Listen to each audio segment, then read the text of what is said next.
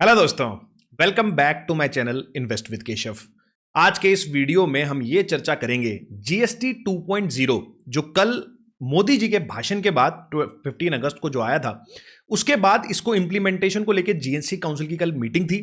और उस मीटिंग के बाद बहुत सारी ऐसी चीजें हैं जिसके अंदर दो स्लैब्स के बारे में चर्चा की गई कि दो स्लैब्स इंप्लीमेंट होंगे। 12% वाला जो स्लैब है उसको 5% में मोस्टली चीजें आ गई हैं, तो 5% और 18% का स्लैब हमारे पास रह जाएगा। और एक नया स्लैब 40% का भी इसके अंदर इंट्रोड्यूस करा गया है, जो बेसिकली सिन गुड्स हैं, जैसे कि आप तंबाकू, इस तरीके की जो सिगरेट और ये सारी जो चीजें हैं, उसको 40% में यहां पर रखा गया है। तो आज इस वीडियो में हम ये डिस्कस करेंगे कि ये जीएसटी इंप्लीमेंट होने के बाद ऐसे कौन कौन से सेक्टर हैं जिसके ऊपर कहीं ना कहीं इंप्लीमेंट पड़ेगा, और वो कौन कौन सी कंपनियां हैं जिसके ऊपर इसका डायरेक्ट इंपैक्ट पड़ सकता है, पॉजिटिव नेगेटिव सारी चीजें आज इस वीडियो में आज आपको शेयर करने वाला हूं। तो वीडियो को अंत तक जरूर देखिए, चैनल को जरूर सब्सक्राइब कर लीजिएगा ताकि आपको इस तरीके के इंपॉर्टेंट वीडियोस टाइमली मिलते रहें। ब्रॉडरली अगर आप सेक्टर वाइज, मैं भी आपसे पीपीटी भी शेयर करूंगा कि एकदम सेक्टर वाइज हम डिटेल में चर्चा करेंगे, बट ब्रॉडरली स्पीकिंग, लेकिन ये जो जीएसटी का एक तरीके से इंप्लीमेंटेशन हो रहा है ओवरऑल इकोनॉमी के लिए एक अच्छा साइन है, जिसकी वजह से कहीं ना कहीं जो इकोनॉमी के अंदर बहुत टाइम से अपोजिशन भी लड़ता था कि हमारे देश में 4 जीएसटी स्लैब बनाए हुए हैं, जीएसटी ज्यादा है, तो कहीं ना कहीं टैक्स बर्डन लोगों के ऊपर कम होगा, जिसकी वजह से थोड़ी इकोनॉमी एक तरीके से जो थोड़ा एक तरीके से स्लो डाउन हमें देखने को मिल रहा है। और जो ट्रम्प टैरिफ का भी वजह से पिछले 3-4 महीने के अंदर काफी अनसर्टेनिटी रही है, तो ये फेस्टिवल सीजन में उसको काफी ज्यादा फायदा हो सकता है। ब्रॉडर पिक्चर में देखूं तो overall it's a good thing. अब चलते हैं एक बार सेक्टर वाइज के लिए लेके चलता हूं आपको अपनी स्क्रीन के ऊपर, वहां पे सेक्टर वाइज चर्चा करेंगे।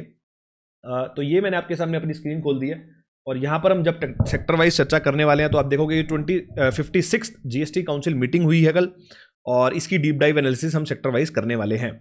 तो सबसे पहला सेक्टर जो सबसे इंपॉर्टेंट न्यूज इसके अंदर हमें देखने को मिल रही है वो है हेल्थ केयर एंड इंश्योरेंस।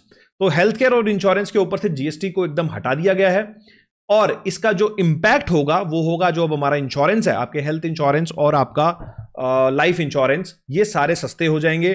जो एक तरीके से आप 18% के आसपास इसमें जीएसटी पहले लगता था, उसकी वजह से आपको काफी सारी चीजें यहां पर इंश्योरेंस स्पेस में सस्ती होती दिखाई देंगी। उसके अलावा अगर आप हेल्थ केयर की बात करेंगे तो काफी सारे ऐसे ड्रग्स हैं जो लाइफ सेविंग ड्रग्स है, उसके ऊपर से भी जीएसटी हटा दिया गया है, जिसकी वजह से आपको बहुत सारी ऐसी दवाइयां जो मार्केट के अंदर जिनमें पहले जीएसटी लगता था वो भी कहीं ना कहीं अब सस्ती हो जाएंगी, जिसकी वजह से एक आम आदमी का एक्सेस, एक आदमी के जेब में इसकी वजह से पैसा बढ़ने लगेगा। अब थोड़ी कंपनियों की बात करते हैं, हालांकि कोई रिकमेंडेशन नहीं है यहां पर, मैं सिर्फ और सिर्फ हम एनालिसिस कर रहे हैं कि किन कंपनीज के ऊपर इंपैक्ट पड़ सकता है। तो अगर आप कोई बाइंग या सेलिंग का डिसीजन बना रहे हैं तो अपने फाइनेंशियल एडवाइजर से पूछ के बनाइएगा। तो कंपनीज जो इफेक्ट हो सकती हैं जो लिस्टेड स्पेस में है, हमारे पास HDFC Life, ICICI Lombard, Apollo, Fortis, Sun Pharma और सिप्ला। तो लाइफ सेविंग ड्रग्स की फार्मा कंपनीज हो गई 2-3, और ये जो इंश्योरेंस स्पेस, ये दोनों ही चारों कंपनी जो हैं वो काफी ज्यादा इंपैक्ट इससे हो सकती है। और आउटलुक अगर बात करें तो इस सेक्टर के लिए काफी ज्यादा पॉजिटिव आउटलुक है, क्योंकि जीएसटी कम होने के बाद एक तरीके से डिमांड कहीं ना कहीं हमारी ज्यादा बढ़ सकती है इसके अंदर। दूसरे सेक्टर की बात करते हैं, वो है हमारा एक्सपोर्ट की अगर बात करें तो 90 डेज रिफंड इन 7 डेज। तो जो रिफंड है बेसिकली वो 7 डेज के अंदर प्रोसेस, जो भी रिफंड होगा 90% 7 दिन के अंदर आपका प्रोसेस कर दिया जाएगा। और एक मेजर बात जो है वो है ऑटो जीएसटी रजिस्ट्रेशन। तो जीएसटी रजिस्ट्रेशन को लेके एमएसएमईज को काफी राहत दी गई है। तो अगर आपका 2.5 लाख से कम लायबिलिटी है तो आपको यहां पर जीएसटी रजिस्ट्रेशन सिर्फ 3 दिन में आपको मिल जाएगा।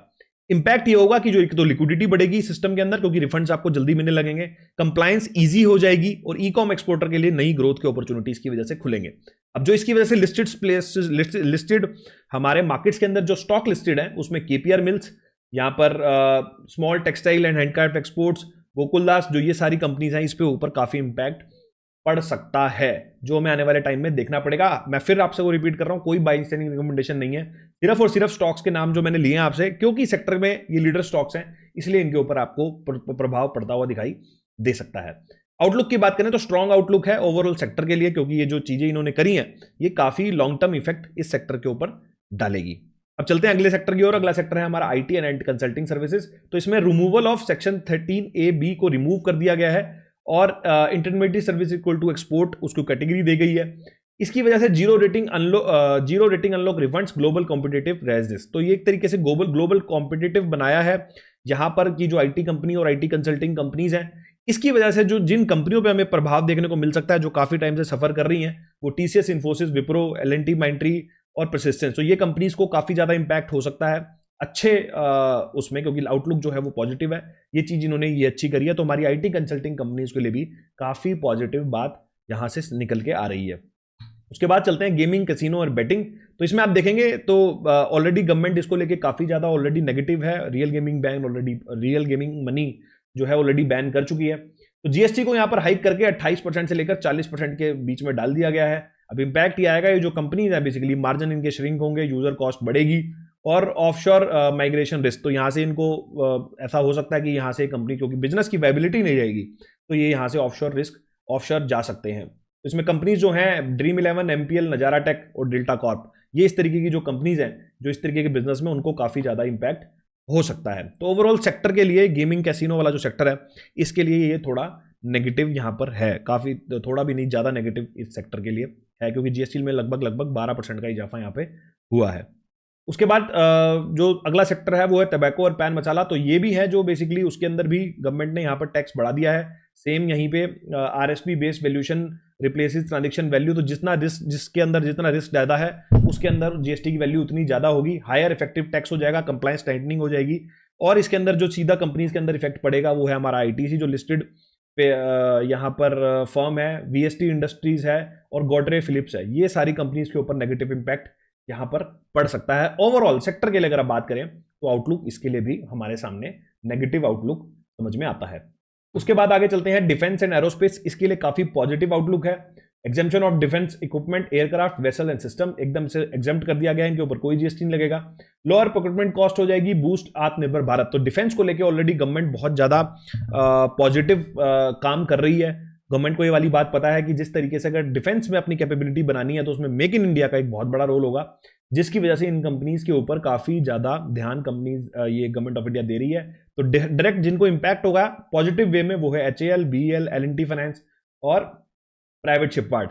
तो ये सारी कंपनीज के ऊपर काफी ज्यादा पॉजिटिव इंपैक्ट हो सकता है इस जीएसटी इंप्लीमेंटेशन के बाद।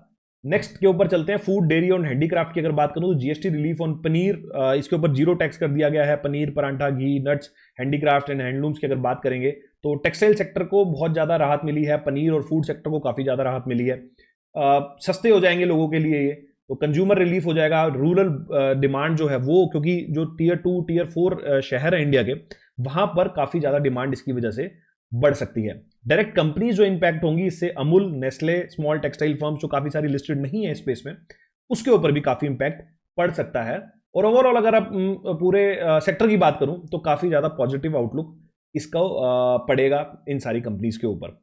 अब आगे चलते हैं luxury entertainment and luxury and entertainment. तो इसके ऊपर जो हायर टैक्स जो आईपीएल है और लग्जरी इवेंट्स है उनके ऊपर किया गया है। रेस्टोरेंट क्लासिफिकेशन कर दिया गया है कि अगर आप लग्जरी में जा रहे हैं या नॉर्मल में जा रहे हैं तो कॉस्ट इस वाले केस में थोड़ा बढ़ जाएगी और फेयर प्ले फॉर रेस्टोरेंट हो जाएगा।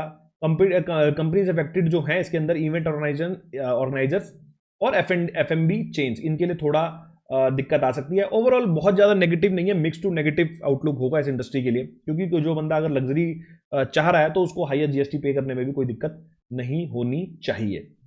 उसके बाद लीगल एंड कंप्लायंसी सेक्टर, इसके ऊपर लॉन्च ऑफ जीएसटीए एक्ट, ये एक एपिलेट अथॉरिटी इन्होंने बना दी है, जो सुप्रीम कोर्ट के ऊपर काफी ज्यादा बर्डन हो गया था ये केसेस को लेके। तो इसके लिए इन्होंने अलग से अथॉरिटी बना दी है कि अगर जो भी सारे जीएसटी की केसेस होंगे उसके लिए वो जीएस टैट के अंदर देखा जाएगा, जो एक अलग से ये सारी चीजें हैंडल करेगी। तो फास्टर डिस्प्यूट रेजोल्यूशन हो जाएगा, फास्टर लिटिगेशन बर्डन एक तरीके से रिड्यूस होगा हमारे सुप्रीम कोर्ट के ऊपर।